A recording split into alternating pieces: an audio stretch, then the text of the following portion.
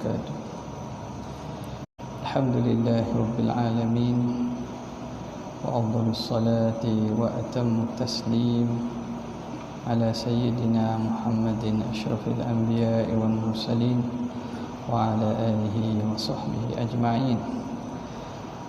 سبحانك لا علم لنا إلا ما علمتنا إنك أنت العليم الحكيم، ولا حول ولا قوة إلا بالله العلي العظيم.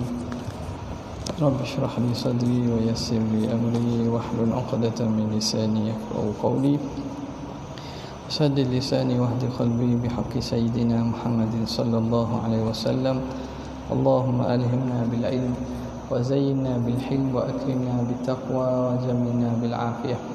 اللهم أخرجنا من ظلمات الوهم وأكرمنا بنور الفهم، وافتح علينا بمعرفة العلم وحسن أخلاقنا بالحلم، وجعلنا ممن يستمعون القول فيتبعون أحسنه، والحمد لله رب العالمين. Alhamdulillah, bersyukur kehadirat Allah yang memberi kepada kita peluang dan taufiknya untuk sama-sama kita teruskan lagi daripada kitab Syarah Syekh Al-Hudhudi ala Sanusiyah. Pada bulan barakah ini, moga-moga Allah Subhanahu wa taala menjadikan kita di kalangan orang-orang yang mendapat kelebihan pada bulan Ramadan, dan di kalangan orang yang berjaya menjadi orang yang muttaqun. Kita berhenti muka surat berapa?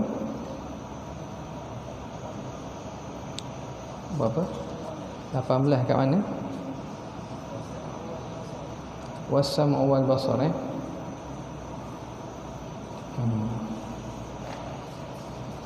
Was-sam'u wal basar. Bismillahirrahmanirrahim. Qala al-muallif rahimahullah wa nafa'ana bihi wa bi'ulumihi fid dharain amin ya rabbal alamin. Kata muallif, was-sam'u wal basaru al-muta'alliqani bi jami'il mawjudat. Dan lagi daripada sifat ma'ani ialah sama' sifat basar yang bertakluk kedua-duanya dengan segala yang mawjud, dengan segala yang ada. Kata syarih rahimahullah, hadza aidan ma'tufun ala ma taqaddama. Ini juga kalam ni waw wasam wawul ataf. Ataf di mana? Ataf pada yang mula-mula. Jadi kaedah dalam ataf, al-ma'tuf dia kembali kepada yang mula-mula sekali. Contoh kita kata jaa Zaidun wa Bakrun wa Umaru wa Uthman wa Ali. Jadi Ali ataf pada hak mula-mula. Kembali ma'tuf kepada awal, yang pertama-tama sekali, ma'tuf alaih yang pertama, iaitu jaa Zaidun wa Bakrun wa Umar wa Uthman wa Ali. Ali ma'tuf kepada hak mula-mula sekali, kerana amil itu lebih dekat menguasai kepada yang kedua, ma'mulnya itu, daripada hak lepas pada itu. Okey. Maka itu juga ma'tuf di atas apa yang telah dahulu pada perbincangan ma'ani. Matan sifat ma'ani apa dia kata? Summa yajibu lahu sab'u sifatin tusamma sifatil ma'ani wa hiya al-qudratu. Jadi atas itu ma'tufun ala ma taqaddama wa ma'na as-sam'i. Sekarang ni apa makna sama'? Wa ma'na as-sam'i alladhi huwa sifatun li maulana jalla wa azza. Dan bermula makna sama', yang mana sama' dia yang menjadi sifat kepada Allah Ta'ala itu huwa sifatun huwa ma'nan qa'imun bidzatihi. Jadi sama' ni ialah ma'nan qa'imun bidzatihi, makna yang ada pada zat Tuhan.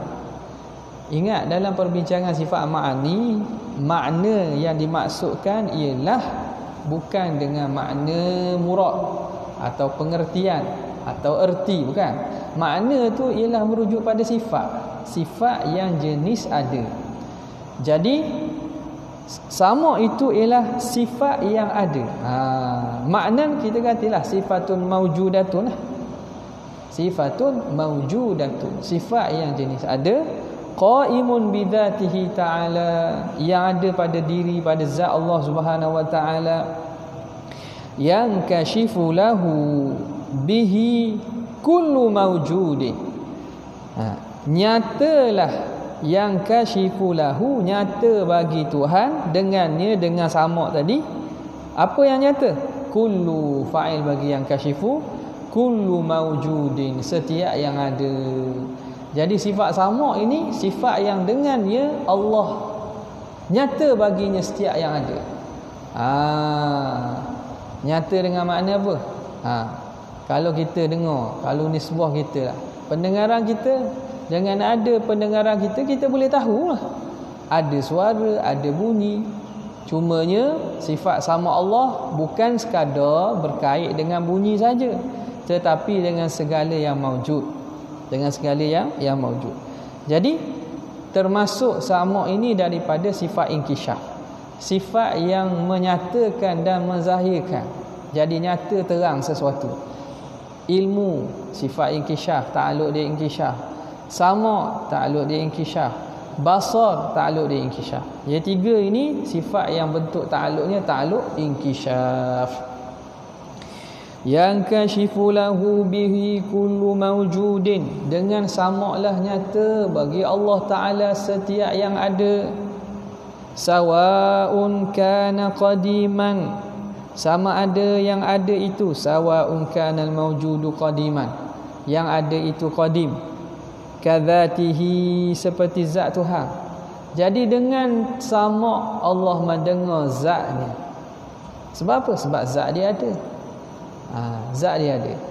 Sama ada tu qadim seperti zat Allah, au hadithan kasairil hawadithi, atau baharu seperti segala makhluk-makhluk ni.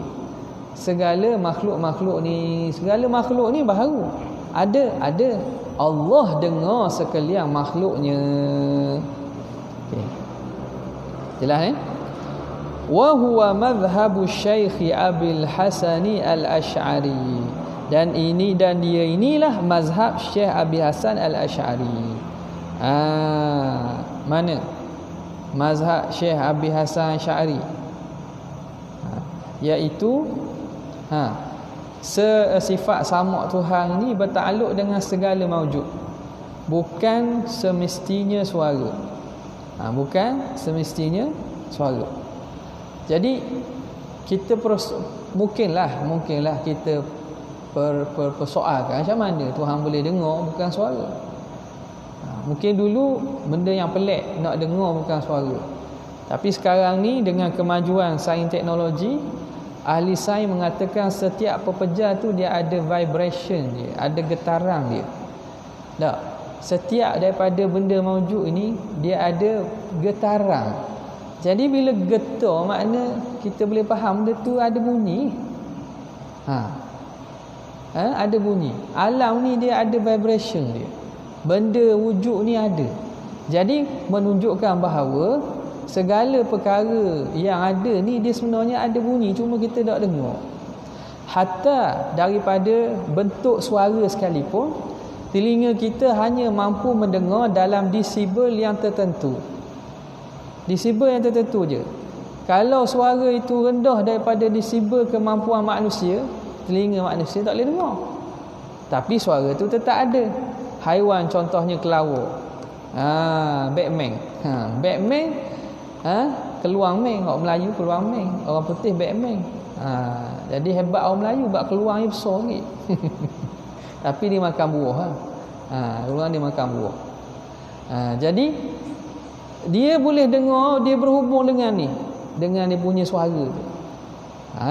Ikan-ikan dalam laut pun kadang-kadang dia berhubung dengan suara. Alat sonar, alat tu dia boleh dengar. Menunjukkan apa? Sebenarnya makhluk ni, benda-benda ni dia ada vibration, ada bunyi. Sebab itu apabila Imam Abu Hasan Asy'ari mentarjihkan bahawa sama' Tuhan ini bukan hanya bertakluk dengan suara sahaja, bahkan bertakluk dengan segala yang maujud, maka akal kita boleh terima. Akal kita boleh terima. Sebab akal ni lebih hebat kemampuannya daripada kajian sains. Kajian sains ni dikaji berdasarkan eksperimen yang ada, empirical. Benda yang ada didapat kaji, keluar natijah. Ada kemungkinan belum cukup data-data ataupun maklumat, dia tak boleh nak keluar putusan ni.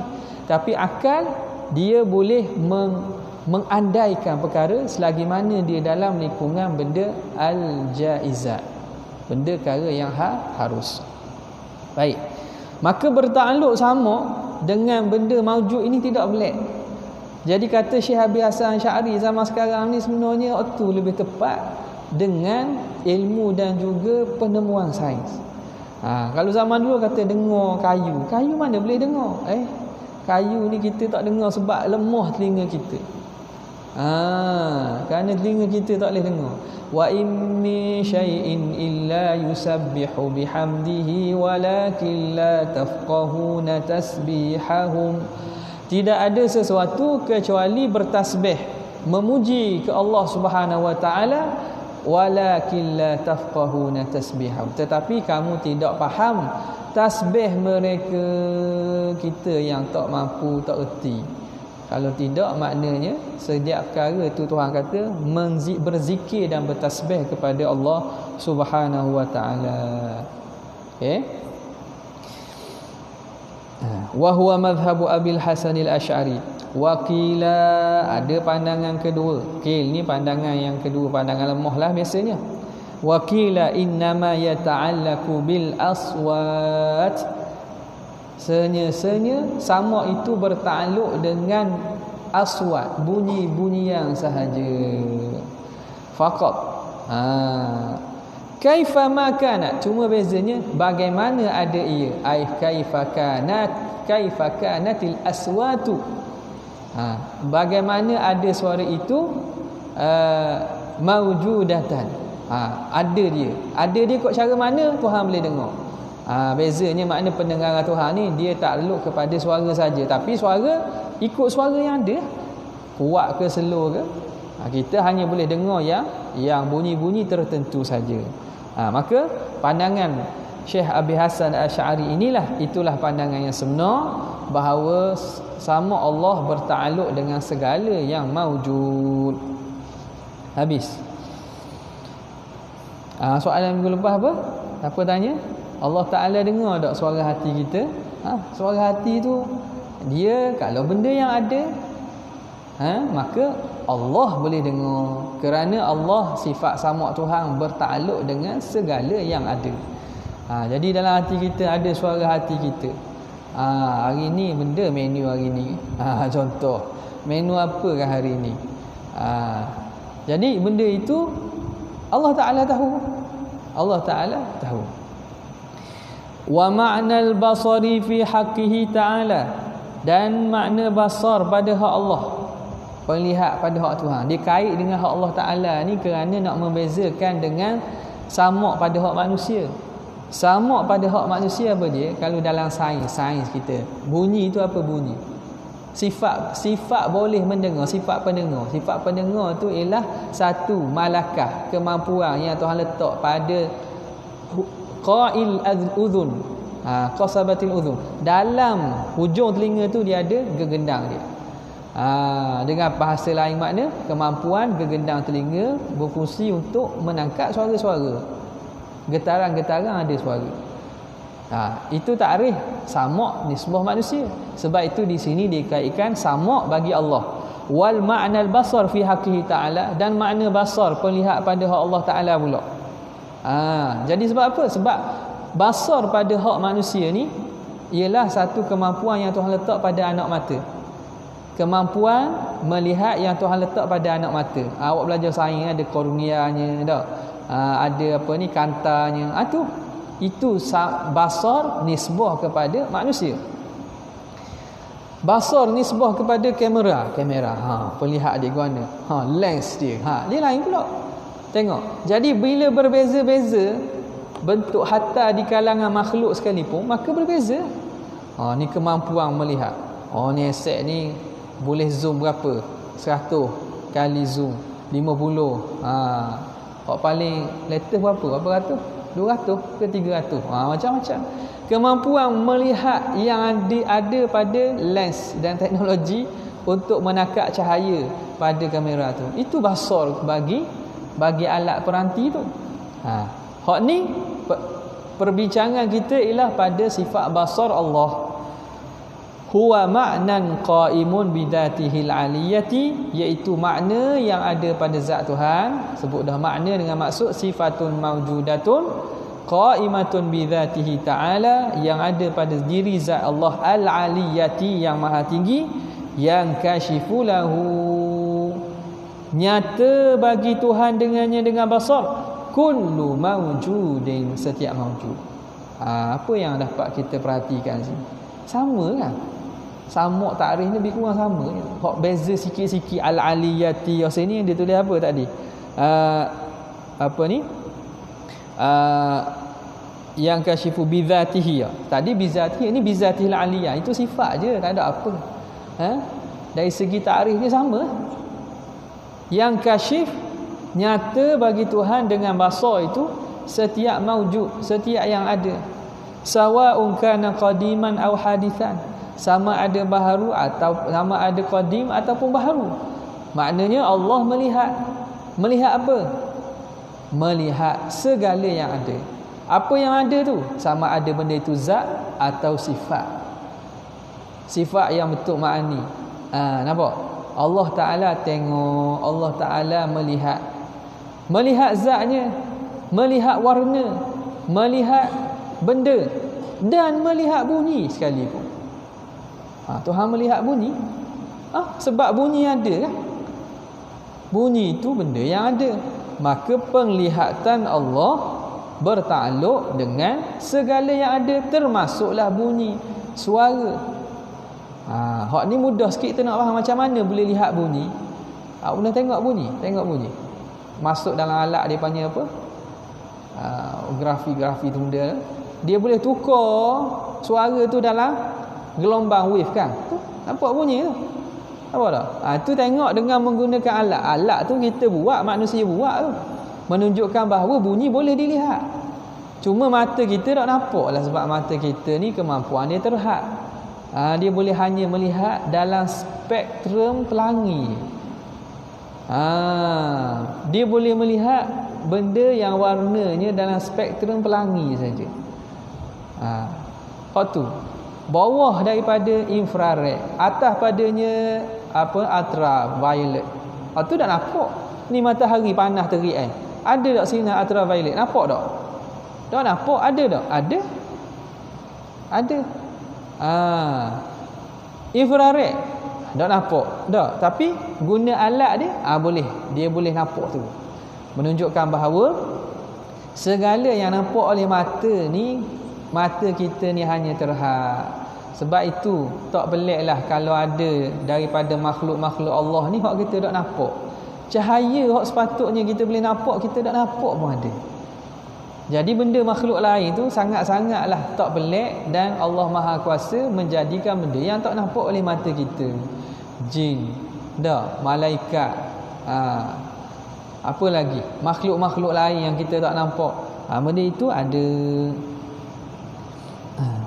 Okey. Sama ada yang qadim, Allah melihat zat dia, ataupun baharu, Allah melihat zat makhluk. Wa hadza bila khilafin, dan ini dengan tiada khilaf. Wa hadza bila khilafin, tanpa berlaku khilaf.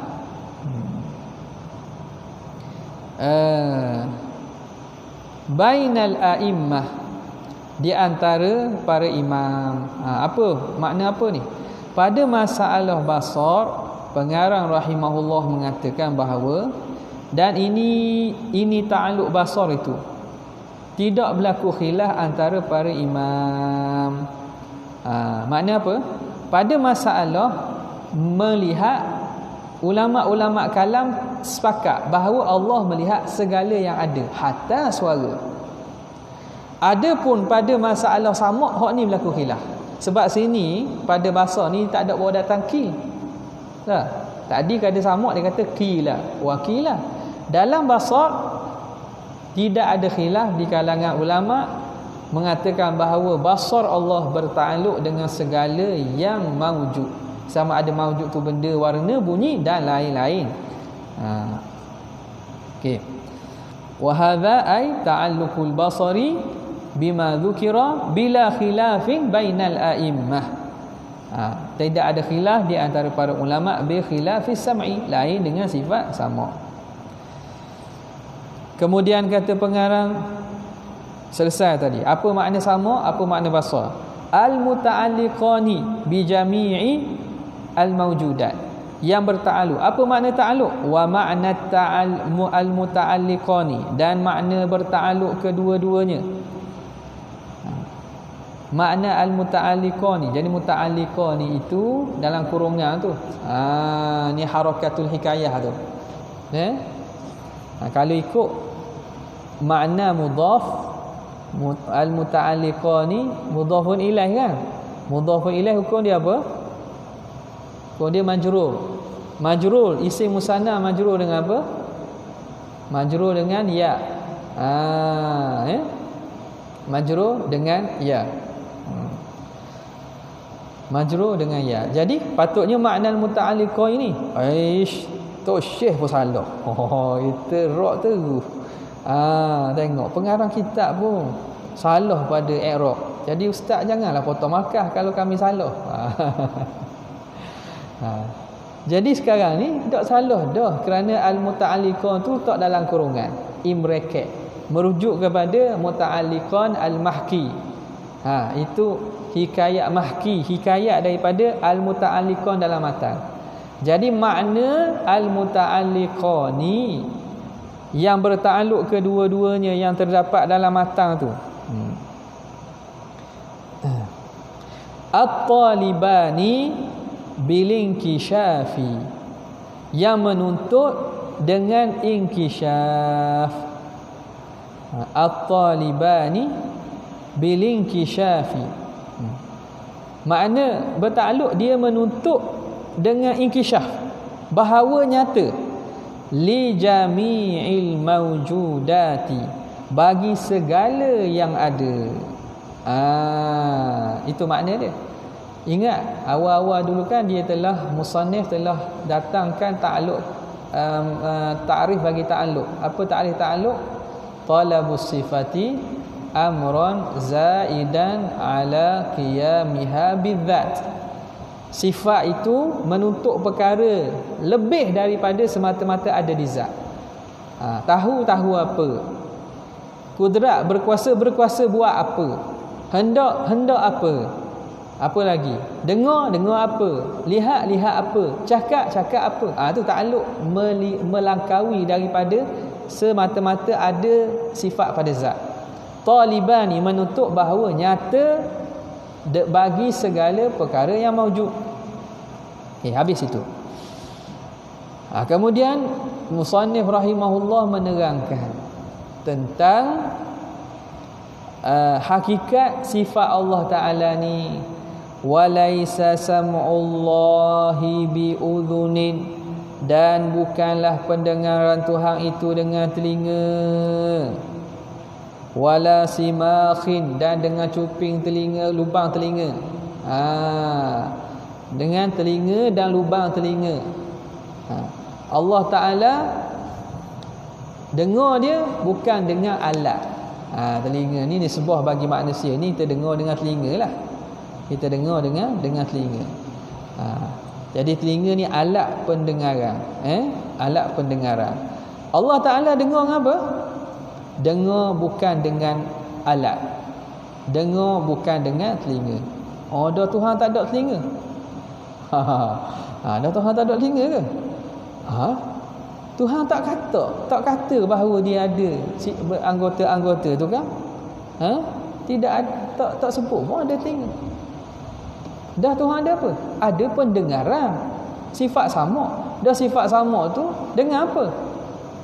Dengan telinga, bukan dengan alat. Kalau dengan alat, makna Allah berhajat kepada alat perantara untuk dia dengar. Kita nak dengar, kita berhajat pada telinga. Telinga tu makna segala komponen telinga lah. Ada juga orang tak ada telinga cuping, dia boleh dengar lagi. Sebab apa? Sebab dia ada gendang dalam tu. Jadi satu mekanisme pendengaran tu, kita bukan boleh dengar gitu. Kita dengar dengan perantaraan. Makna kalau rosak ni tak boleh dengar kita. Allah mendengar dengan sifat sama, bukan dengan uzunin, dengan telinga, wala simakhin, ataupun lubang telinga tu. Walaisa basaruhu, dan tiadalah penglihatan Tuhan bihadqatin, dengan hadqah, anak mata. Tuhan melihat. Melihat dengan apa? Dengan mata, biji mata. Bukan. Kerana apa? Kerana anak mata, biji mata itu semua alat perantara. Allah Ta'ala bukan dengan mendengar bihadaqatin, dengan anak mata, wala ajfanin, ataupun kelopak mata. Dah Tuhan melihat dengan apa? Tuhan melihat dengan sifat basarnya. Dah Tuhan tak ada mata. Tengok, apabila kita mempersoalkan sebegitu, kita telah membayangkan Tuhan tu macam makhluk dah. Ada matanya, ada telinganya, mata pula nak se ke nak dua? Nak se ke nak dua? Dia kata dua lah. Sebab apa kita kata dua? Sebab kita nisbah diri kita, tengok dua tu sempurna nisbah manusia. Dua tu sempurna nisbah manusia. Kalau makhluk lain yang ada lebih pada satu mata, benda makhluk lebih ada satu mata, lebih pada satu mata mana?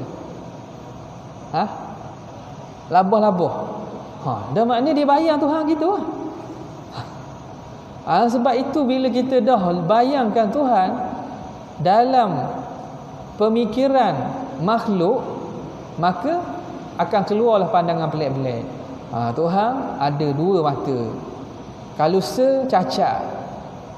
Kerana Nabi kata Dajjal itu a'war, mata satu. Wallah laisa bi'a'wara.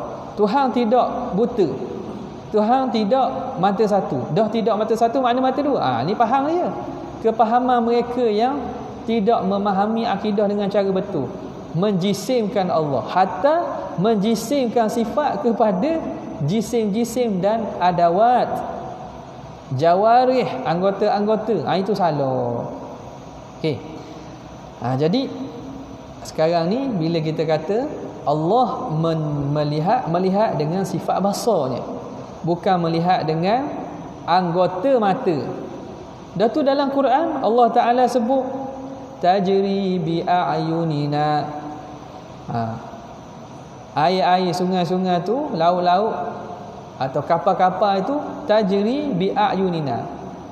Air-air itu berjalan bi a'yunina, di bawah pemerhatian kami. Bawah pemerhatian kami. Apa lagi hak berkaitan dengan mata ni? Apa nama ni?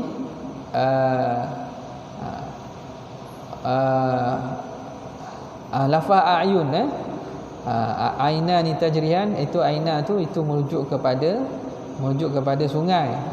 Adapun dalam Quran lafaz datang dengan lafaz, dalam hadis juga lafaz datang dengan lafaz mufrad dan lafaz musanna dan lafaz jamak. Macam bi'ayunina tadi, a'yun tu jamak. Jadi jamak ni dalam kaedah dia ialah 3 dan ke atas. Tapi kenapa dalam bab Allah kita kena kata 2? Ini hujah golongan sudur salafi, Wahabiyah ni. Mereka nak kata juga mata tu 2, nak mengisbatkan juga anggota yang namanya mata, padahal anggota tu sendiri mustahil bagi Allah. Maka Allah melihat dengan sifat basar, bukan dengan anggota. Sebab itu pengarang sebut betul-betul laisa basaruhu bihadaqatin wala ajfan, bukanlah penglihatan Tuhan tu dengan anak mata dan juga dengan ada kelopak mata. Laisa kamithlihi syai' wa huwas samiul basir. Laisa kamithlihi syai'un, tidak menyamai akan Allah oleh sesuatu. Tak ada sesuatu menyamai Tuhan. Wa huwas samiul basir, dan dialah Maha mendengar lagi Maha melihat. Di sini pengarang menutup dengan mendatangkan ayat Al-Quran ni supaya kita dalam pengisbatan pastikan kita mentanzihkan Allah. Kerana tanzih yang datang dalam ayat Quran, tanzih dalam bentuk umum dan juga bentuk secara mutlak. Allah Ta'ala sebut laisa kamithlihi syai', tidak menyamai Tuhan sesuatu, umum. Mana apa-apa pun tidak menyamai Allah Ta'ala. Tetapi pada masalah isbat, menentukan sifat, Allah sebut secara tafsil, secara terperinci. Wa huwas sami', dia Maha mendengar, al-basir, yang Maha melihat. Dan sifat-sifat lainlah. Maka kita pun sama. Akidah ahli sunnah wal jamaah menafikan tashbih dan tamthil, menafikan penyerupaan dan persamaan Tuhan. Tuhan tak ada sama, Tuhan tak ada serupa. Tak serupa dari serba-serbi. Makna kalau makhluk ini dia hidupnya dengan nyawa, Allah hidup dengan sifat hayat, bukan dengan nyawa. Kita melihat dengan mata, Allah melihat dengan sifat basar, bukan dengan anggota mata. Nampak? Jadi inilah yang dihuraikan oleh ulama ahli kalam kita sejak zaman berzaman. Pada masalah tafsil ni, mereka masalah tanzih. Ini juga iskal, tapi saya nak bincang panjang ni rasa kurang sesuai lah kot. Kena apa nama, perekat kita usul lagi. Pada masalah tanzih Allah Subhanahu Wa Taala, beza ahli sunnah wal jamaah, ulama kita apabila menghuraikan tentang sifat tanzih, makna sifat-sifat yang menunjukkan Allah Maha Suci daripada penyerupaan dengan makhluk, mereka detail. Mereka kita dapati mendetailkan dalam tanzih tu. Tuhan bukan araq, bukan jauhar, bukan bukan jisim. Tuhan bukan apa lagi? Tuhan tidak bertahayus, Tuhan tidak berjihah. Pendetailan itu dibuat walaupun datang ayat Quran datang umum. Ayat Quran tak detail. Ulama yang mendetailkan kenapa? Kerana tasallatul umum ala al-masalah. Kerana walaupun dia tak detail tapi dia umum. Walaupun tak detail tapi umum. Macam mana? Bila Allah Ta'ala kata laisa kamitslihi syai', Tuhan tak sama dengan sesuatu. Dan manhaj Quran ni sesuatu yang diumumkan dan dia itu ditakkidkan, didatangkan dengan takkid laisa ka mithli. Ka menunjukkan tashbih, mithil pun tashbih. Mana di situ dua kali ya. Penafian bagi tashbih dua kali.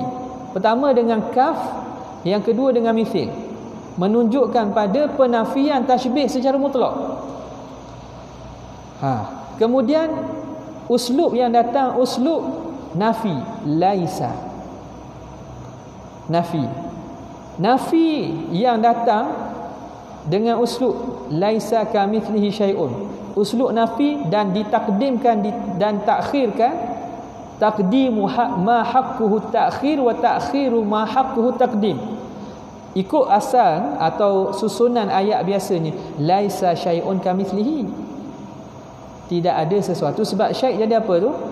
Syai' tu jadi isim laisa muakhar. Laisa kamitslihi syai'un. Syai' ialah isim laisa muakhar. Tapi ditakhirkan. Ini memberi makna apa? Makna takkid bagi nafi, dan penafian tu kena kepada semua syai'. Didatangkan syai' dengan sirah nakirah pula. Nakirah yang tufidul umum, yang memberi makna umum. Ayat lain dalam surah Al-Ikhlas, walam yakun lahu kufuwan ahadun. Walam, ayat dimulakan dengan nafi. Ayat yang mula dengan nafi ni dia memberi makna penafian yang mutlak umum. Lam yakun lahu walam yakun lahu kufuwan ahad. Kalau kita susun dengan susunan biasa, kita datangkan kalimah yang sepatutnya depan, ia akan jadi walam yakun ahadun kufuwan lahu.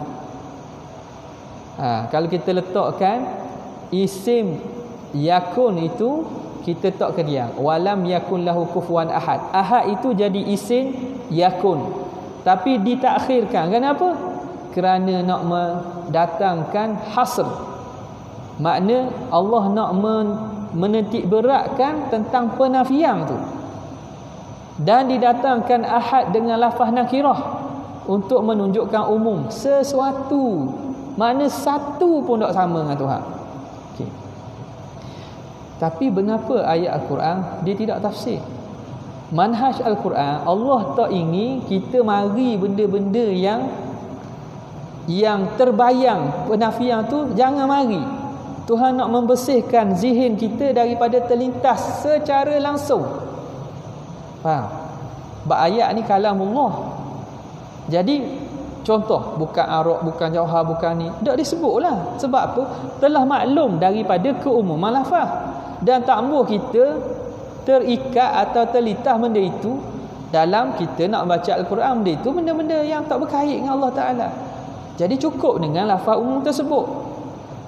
Maka ulama faham daripada sini, daripada manhaj umum nafi dan juga umum nakirah, sirah nakirah yang datang dalam nafi tersebut, maka mereka mentafsilkan, mereka memperincikan. Sebab apa?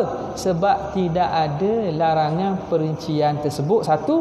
Yang kedua, datang dalam hadis-hadis perincian kepada makna tanzih.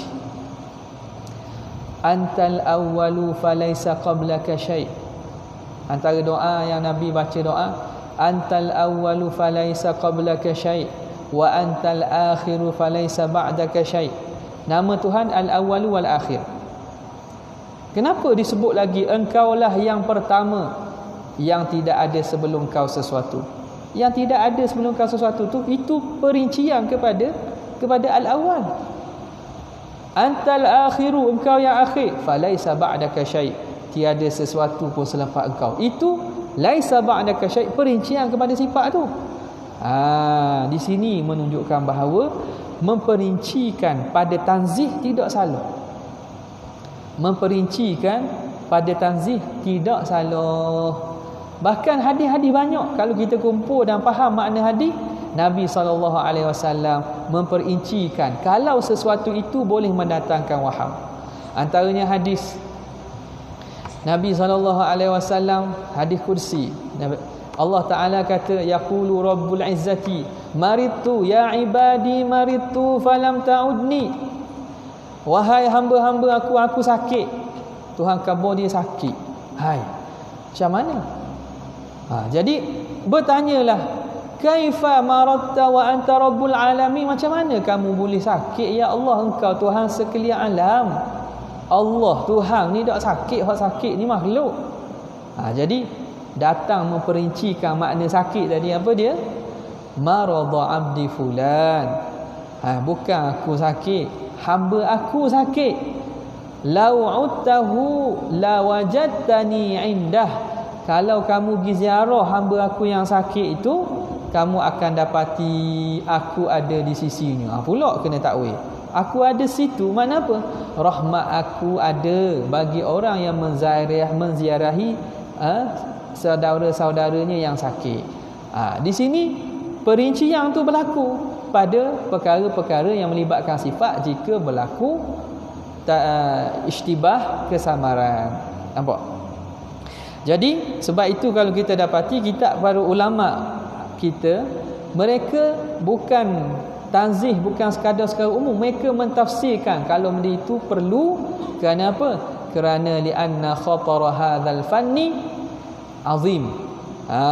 Kerana bahaya yang datang dengan sebab ilmu akidah ini, kalau tak dihurai betul, besar sangatlah bahayanya. Itu pun mungkin ada terdengar viral dalam seminggu atau dalam akhir-akhir ini. Ada seorang pendakwah yang mengatakan Tuhan mencipta kursi untuk dia duduk. Tak dengar ke? Tahu? Duduk Terengganu tapi jauh sikit duduk. Boleh dia kata Tuhan, kursi Tuhan tu kerana Tuhan duduk situ. Maknanya Tuhan membuat kursi untuk tujuan dia duduk. Faham daripada ayat dia lah. Kalau dia berani kata gitu, maknanya memang orang ni jeng kering tahap benda tak tahulah. Jadi kenapa begitu? Ini kerana tidak faham betul-betul akidah. Sebab itu ulama sangat ambil berat tentang ilmu akidah ni. Tak payah ilmu akidah ni senang saja. Kita baca Quran, kita semayang, kita puasa, kita zakat. Kalau akidah kita tak betul, ada amalan kita Tuhan terima? Tuhan tak tengok pun. Tak ada apa-apa. Haba'an mansurah. Sia-sia. Sebab apa? Akidah tak betul. Akidah tak betul, semayanglah berapa rakaat pun, adakah diterima? Tak ada. Bacalah banyak mana pun, adakah diterima bacaan kita? Tak ada. Sebab itu penting.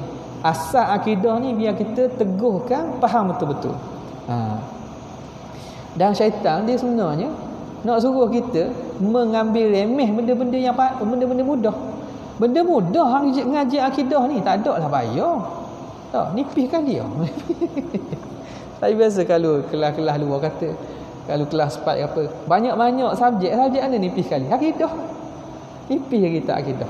Tapi kenapa? Payahlah macam-macam halangan untuk datang ke kelas akidah. Kenapa? Macam-macam halangan. Sebab benda ini kalau kita berjaya, kita tu selamat kita insya-Allah sampai akhirat. Selamat apa akhirat. Tapi kalau kita tak mantapkan akidah, kita dalam bahaya. In kullu man qallada fi tauhidi imanuhu lam yakhlu min tardidi. Kerana orang yang taklid dalam bab akidah, iman dia tidak sunyi daripada ragu-ragu. Mari kekeliruan ni, betul juga kita terfikir. Sebab apa? Sebab kita tak belajar macam mana kita nak jawab hujah tersebut. Okay. Baik. Sambung balik. Laisa kamithlihi syai' wa huwas samiul basir. Tidak menyamai akan Allah oleh sesuatu, dan dialah yang maha mendengar lagi maha melihat. Kemudian kata muallif rahimahullah, wal kalamul ladzi laisa biharfin wala sautin wa yata'allaqu bima yata'allaqu bihi ilmu minal muta'allaqat. Program apa? Ada program dengan RTM apa? 6.5. Kita habislah sikit kalam ni. Macam panjang pula kalam. Tak apa. Muka surat 19. Kalau ada soalan, ada. Ada soalan, boleh tulis soalan, kayak kita tanya. Kemudian rasa panjang masa tak? Kenapa? Dia panjang masa ni berkat bulan puasa. Jadi masa berjalan panjang pula. Saya pun rasa letih dah. Tak boleh minum air. Baik, kita sambung balik. Qala al-muallif rahimahullah, wal kalamul ladzi laisa biharfin, dan kalam yang bukan dengan huruf, wala sautin, dan bukan dengan suara, wa yata'allaqu, dan berta'alluq kalam, bima yata'allaqu bihil ilmu minal muta'allaqat, dengan apa yang berta'alluq dengannya oleh ilmu daripada segala muta'allaqat, segala perkara-perkara yang berta'alluq. Apa dia? Dia kata kalam ni ni juga ada viral dalam video. Ada orang tuduh Asy'ariyah menafikan Allah berkata-kata. Dia mengatakan Asy'ariyah mengatakan Tuhan bisu. Orang ini jahil tahap mana tahap berat lah. Berat sangat. Bulan puasa nak sebut budak molek juga. Bulan lain budak molek sebut. Tapi nak faham sendirilah. Fill in the blank lah. Saya isi kat tempat kosong, isi dalam hati. Awak dak sebut mulut apa?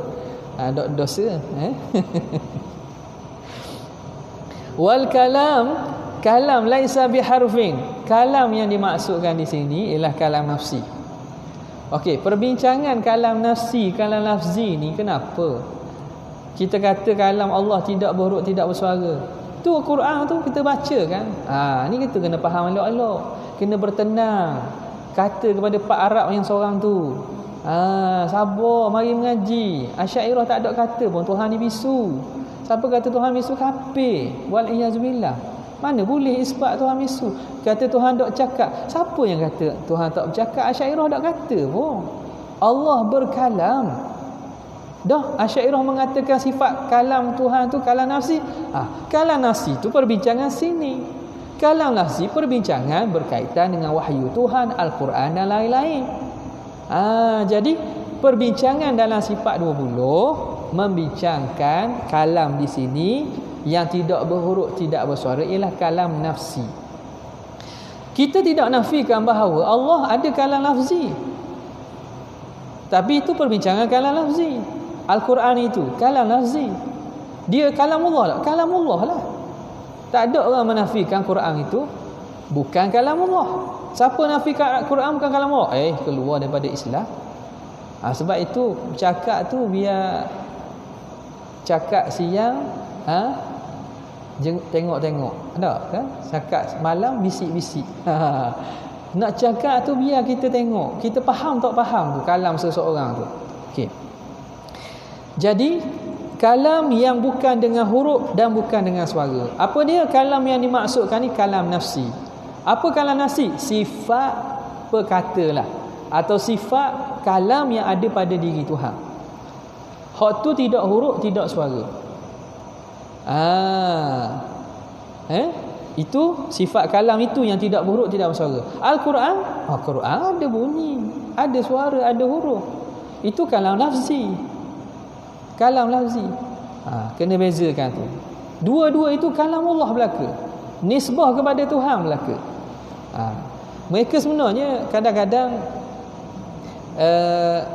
Allahumma salli ala Muhammad, pihak Asy'ariyah ni kadang-kadang dia kena, bukan sekadar kita defend lah, kita defend, kadang kena serang juga.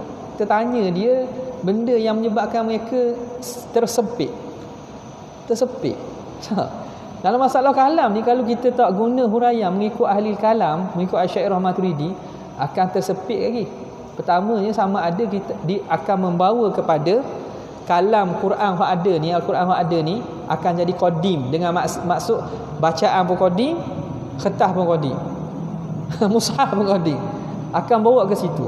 Ataupun akan bawa kepada sifat yang ada pada diri tu Tuhan tu jadi baharu.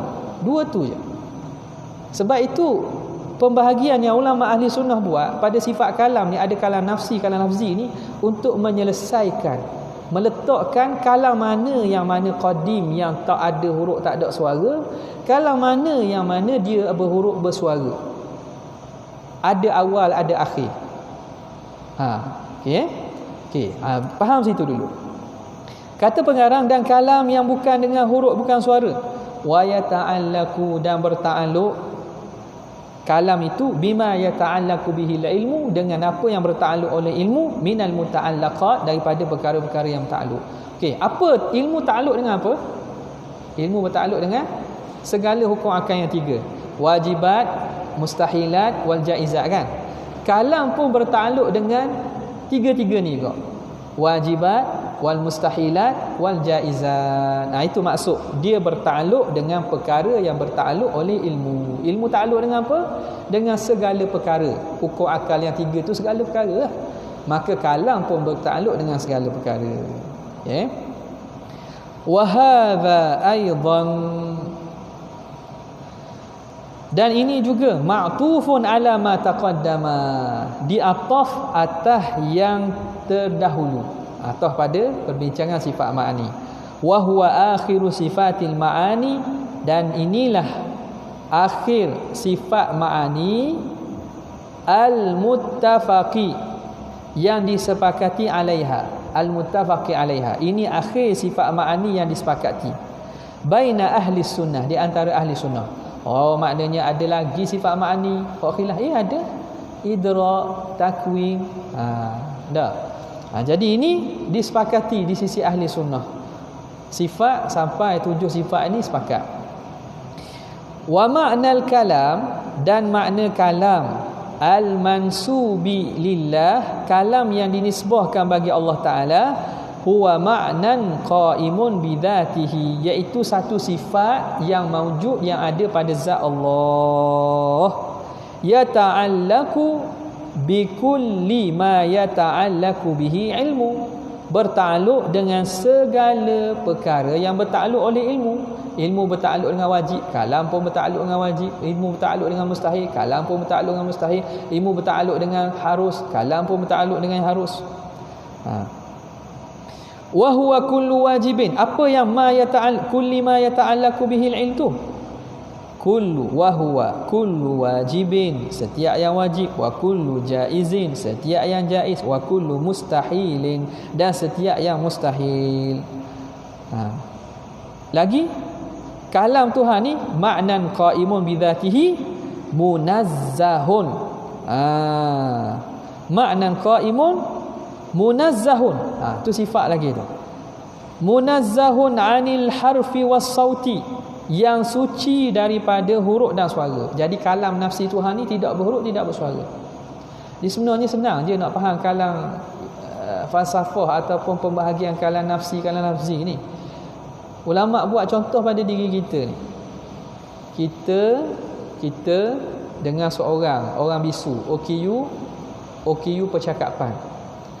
Masa kita dan OKU yang bisu tadi, masa kita kedua-dua kita ni berdiam, beza tak? Kedua-dua kita senyap, orang yang bisu tadi pun senyap. Ada beza tak? Zahir tak ada suara lah akibat senyap belaka kan. Tapi dari segi sifat ada beza tak? Kita seorang manusia yang Allah Ta'ala beri panca indera lekap, dengan seorang orang OKU kurang keupayaan atau kelainan upaya, tidak ada kemampuan bercakap. Kita dengan dia sifat sama tak? Masa kita diam sama tak? Tak sama. Sifat kita, sifat tu benda ada pada diri kita lah. Cuma kita tak cakap. Tapi kita boleh bercakap tak? Boleh. Orang bisu tak bercakap, dia boleh cakap tak? Tak boleh cakap. Sebab apa tak boleh cakap? Sebab apa? Sebab dia tak ada sifat kalam. Dia tak ada sifat kalam. Kita boleh cakap walaupun masa kita diam. Masa kita diam bisu. Lain kalau ayat puisi, ayat cerpen membisu 1000 bahasa, itu maknanya tak bercakap, bukan dia bisu. Bila kita diam, adakah kita bisu? Bisu tak? Tak. Tak. Sebab apa? Sebab bisu tu sifat yang ada pada diri kita tak. Bisu tu bunyi tak? Bisu pula. Bisu. Salah. Terbalik. Sifat kalam tu, sifat bercakap tu sifat yang ada pada diri kita dah. Jadi masa kita tak bercakap pun kita ada sifat kalam tu. Cuma kita tidak zahirkan. Kita tidak zahirkan sifat kalam itu. Kita tidak bunyikan suara kita. Tu je. Adapun sifat kalam tetap ada pada diri kita walaupun ketika kita diam. Faham? Lain dengan orang yang tidak ada kemampuan bercakap. Dia suruh cakap boleh cakap. Sebab dia tidak ada sifat kalam pada diri dia. Sifat kalam tu kalam nafsi tu. Kalam nafsi ni sebuah kita lah. Kalam nafsi ni sebuah makhluk. Kalam nafsi tu dah bunyi suara tak? Tak ada. Sebab itu sifat yang ada pada diri zat kita. Tapi bezanya kalam nafsi kita baharu. Faham tak? Okey. Jadi mudah saja kalau kita nak faham konsep kalam nafsi daripada Allah ni, tidak berhuruf, tidak suara, tidak pelik. Tidak pelik. Kata Al-Akhtal apa dia? Akhtal ni kata dia bukan, dia Nasrani tau. Bukan orang Islam. Innal kalama la fil fuadi wa innama ju'ila lisanu 'alal fuadi dalila. Sesungguhnya kalam sebenar itu ialah dalam hati, dan hanya dijadikan lidah itu sebagai penunjuk kepada apa yang dalam hati. Dia kata ni, ini syair bukan Islam ni. Ini syair apa ni, orang Kristian Nasara ni. Kita jawab dah syair jahiliah awak jadi syahid tu syair orang Islam ke orang jahiliah kafir? Nampak tak? Syair jahiliah. Jadi syair pun kadang-kadang mereka terpaksa melanggar kaedah yang maklum dalam ilmu bahasa. Orang tak tengok agama. Lepas tu dalam orang ada orang bahasa Arab ni. FBK ada? Fakulti bahasa tak ada ni? Tak ada. Tak ada seorang bahasa. Ke malu. Malu apa? Dalam bahasa awak belajar syair-syair Arab jahiliah tu kan. Setengahnya yang sempat dengan Nabi tidak Islam, tapi diistishhad, digunakan dalil. Sebab apa? Sebabnya perbincangan bahasa ni tidak berkait dengan agama. Tak berkait. Nampak tak? Jadi sebab itu dalam akhtar ini, bait akhtar ni mengatakan kalam itu ada dalam. Itu kalam nafsi itu. Lidah ini dia mengungkapkan apa yang terbuku dalam hati. Nampak? Okey. Munazzahun 'anil harfi was sauti wat taqdim wat ta'khir. Kena berhenti situlah. Kita berhenti dekat munazzahun 'anil harfi was sauti wat taqdimi wat ta'khir. Okey, ada soalan?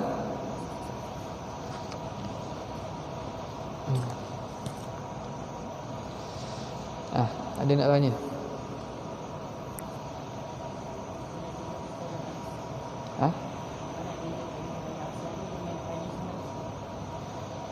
Hadisun nafsi dengan kalam nafsani.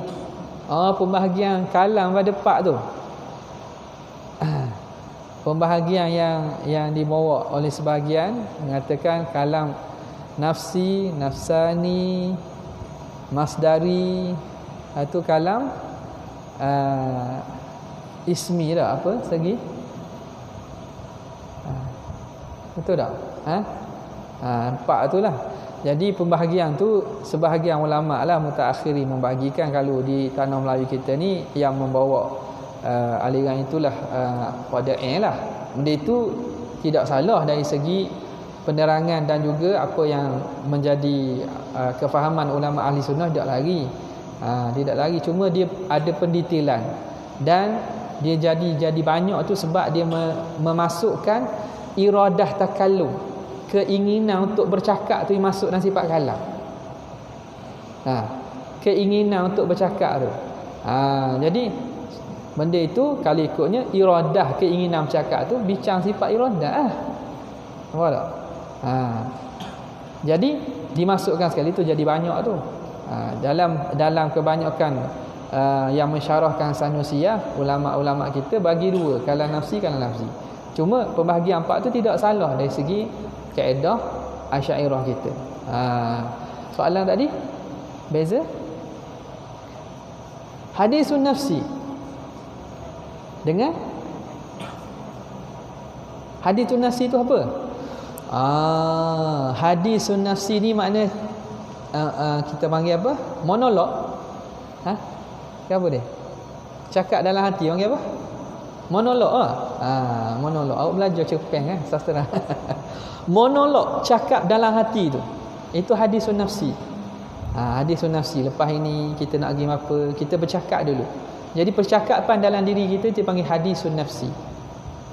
Hadisun nafsi ni kita tak boleh nak kata Tuhan ada sebab dia hadis an-nafsi, diri. Itu cakapan ni. Ini sebuah makhluk kita hadis nafsi. Tuhan kita tak boleh nak sabit ke Tuhan ada gitu, tak boleh. Cuma Tuhan menyusung waktu perbincangan tu, itu perbincangan lain lah. Perbincangan lain lah yang disamakan seakan hadisun nafsi. Disamakan nak menyatakan ada beza. Ada beza. Kita susun dulu perkataan sebelum kita bercakap. Kadang-kadang kalau kita nak bercakap, kita susun dulu. Susun dalam hati kita, lepas tu kita bercakap. Susunan tu. Nampak tak? Jadi hadisun nafsi itu ialah monolog atau perbualan dalam kita. Dengan apa? Dengan kalam Allah. Kalam Allah tak boleh kata hadisun nafsi. Tu kena faham molek. Kalam ni sifat kalam lah. Bukan Tuhan cakap dalam diri dia. Faham? Macam tadi saya khabar dah tadi. Kita dengan orang bisu, kita diam, tak ada cakap apa-apa, hadis nafsi pun tak. Kita duduk saja duduk. Duk tahu, duk fikir apa-apa. Kita ada tak sifat kalam kita? Ada, walaupun kita tak percaya. Bukan kita hadis nafsi dalam tu. Itu perbicaraan benda lain pula. Benda lain pula. Kita berbicara dalaman kita itu. Itu perbicaraan lain. Itu bukan sifat kalam. Faham tak? Jadi sifat kalam Allah Ta'ala ialah sifat yang ada pada zat Tuhan. Yang mana Allah Ta'ala dengannya menunjuk. Takluk dia takluk dalalah. Menunjuk kepada apa yang Tuhan nak. Jadi perbincangan hadisun nafsi itu bukan sifat kalam Tuhan. Sifat kalam Tuhan lah. Faham tak? Sebagaimana kita, sifat kalam kita dengan hadisun nafsi kita sama ke? Sama tak? Tak sama. Masa kita senyap tak ada fikir apa-apa, kita tidak bersifat dengan bisu, kita ada sifat kalam. Dah tu sifat kalam. Itu sifat kalam nisbah bagi makhluk. Allah Ta'ala sifat kalam yang azali, qadim, yang ada pada zatnya. Bukan lepas tu perbicaraan nafsani itu perbicaraan kesang ataupun peringkat-peringkat ta'aluk sifat kalam tersebut. Adapun yang nak dibincang daripada ni yang tidak bersuara ialah kalam nafsi Tuhan yang zat, yang qadim, yang azali. Boleh? Lagi?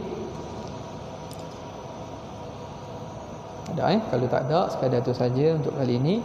Wabillahi taufiq wal hidayah. Wassalamualaikum warahmatullahi wabarakatuh.